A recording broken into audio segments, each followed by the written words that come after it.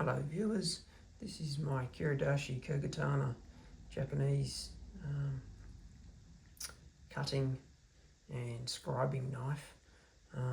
I use for a lot of general cutting work within my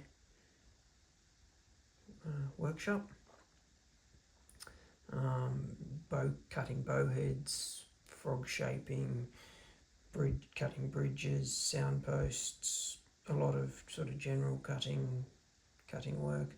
I tend to avoid using it for scraping or anything that might damage the edge of the blade, but I'm about to go through the process of giving it its sort of almost a daily process of sharpening this knife, depending on how much I'm using it. Sometimes it's a couple of times a week, other times maybe daily, almost every day, where it at least gets the edge gets a freshen up. These are made of laminated Damascus steel, folded over a high carbon core. You can just sort of, if I get the light right, you can see where the folded steel ends, which is almost roughly here at the end of my fingernail, and then it goes to the high carbon core, and that holds an excellent edge. You can get an excellent edge with these knives. You'll often see they'll have a wooden handle on them. I haven't actually made up a handle for this one. I might do it at some point soon, as the length of the handle is getting short. This is a newer one, which I have actually sharpened a few times, so it's not exactly brand new, but that gives you an idea of how much steel has been lost in the sharpening over the years on my favourite one. So I'll just give you a quick run through on the sharpening process on this my favourite Japanese laminated steel knife. I'll start off with a fairly coarse diamond stone, which is perfectly flat. It's really important to keep the bevels on the knife flat to the stone. If they start to round over, then you'll no longer get a true sharp edge, and it won't cut cleanly or straight. So it's really important to keep those straight, those edges, these bevels perfectly flat. And if you do stuff that up, you then need to concave them with a grinder in order to come back to flat. So it's really important to get those, to maintain those being flat. I don't always go back to the diamond stone. This is quite a coarse stone. I don't always come back to that far, but I'll run you through the process. On this one, the edge has got a few little chips out of it that I need to work out. So I'll use a little bit of water on the stone, and just pressure on. You can see when I press down at the very front how the water squeezes out of right in front of the blade. I'm standing on a slightly awkward angle to get this on the camera, but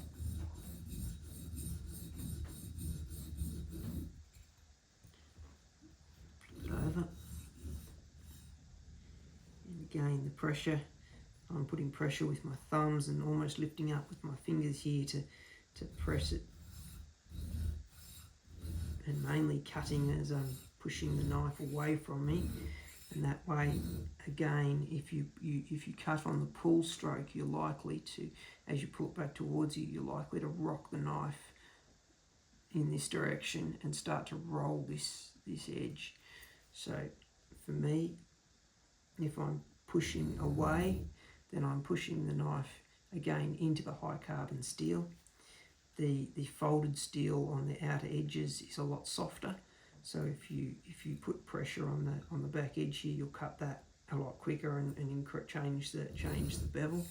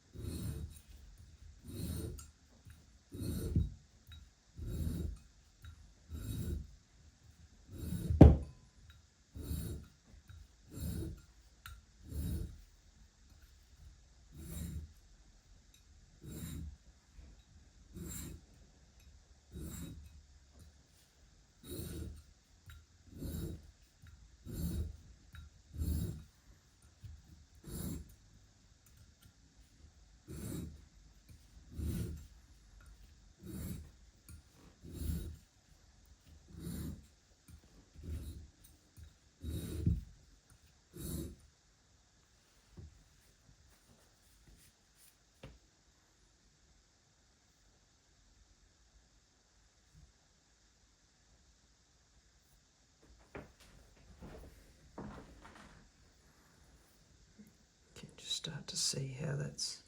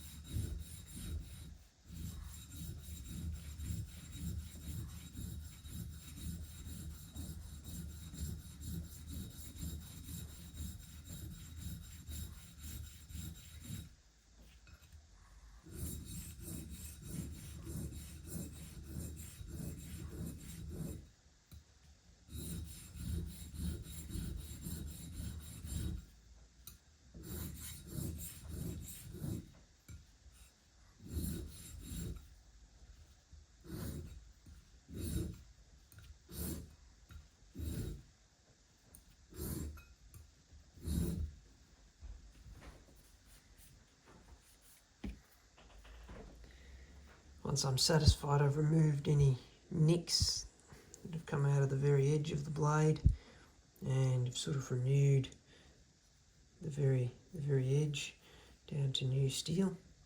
I'll move on to, I actually use, rather than using finer grade stones, which some people would do, and you can do, I just switch to, I put different grits of sandpaper actually on top of the one stone. So this is a 400 grit sandpaper, and I just go to gradually finer grits of sandpaper on the stone. The sandpaper doesn't last as long as what, say, a stone would. And just use wet and dry. And it's a bit of a hack if you don't have a lot of different grades of stone. I do actually have some Japanese water stones at my other sharpening station.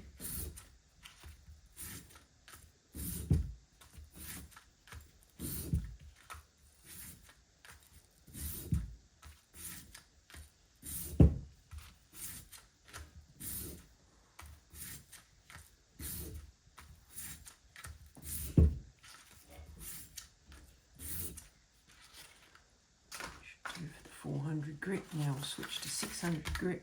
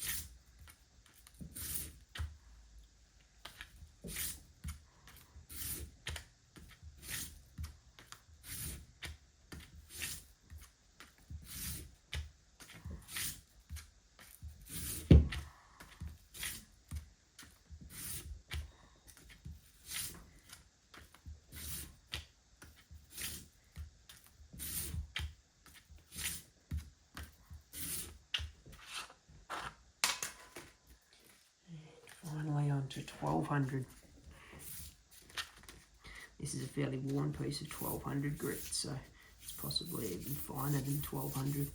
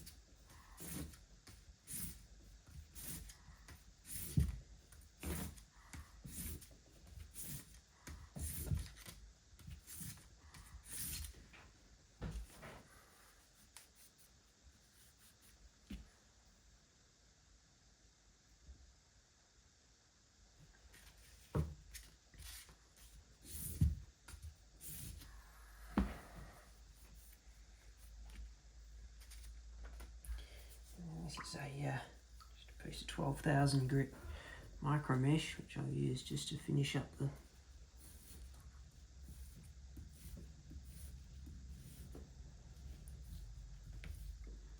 almost just polishing the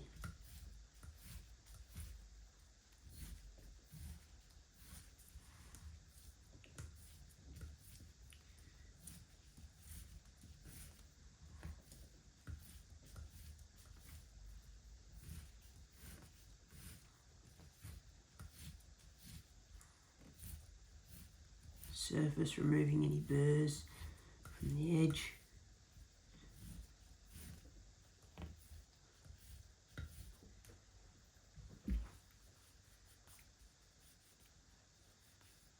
Can also use a leather strop. The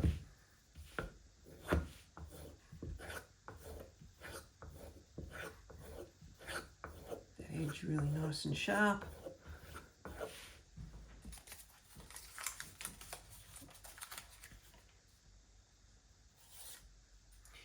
Using a piece of paper there, just holding it lightly. You can see how easily that's just the weight of the knife, just cutting.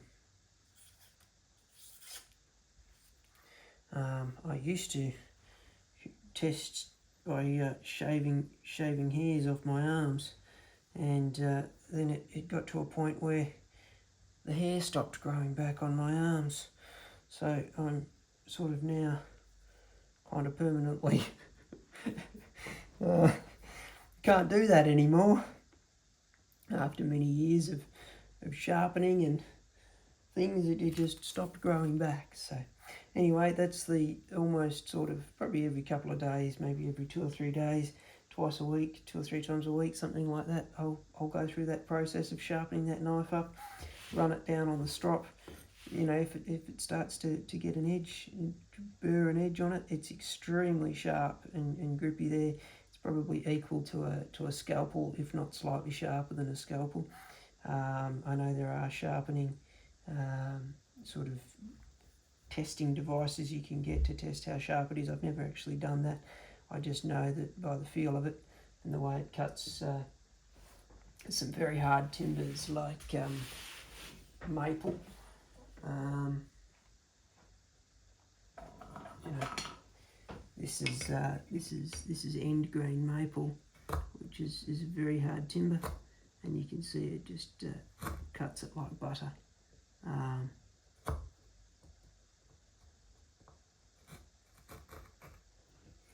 Once it's properly sharpened up,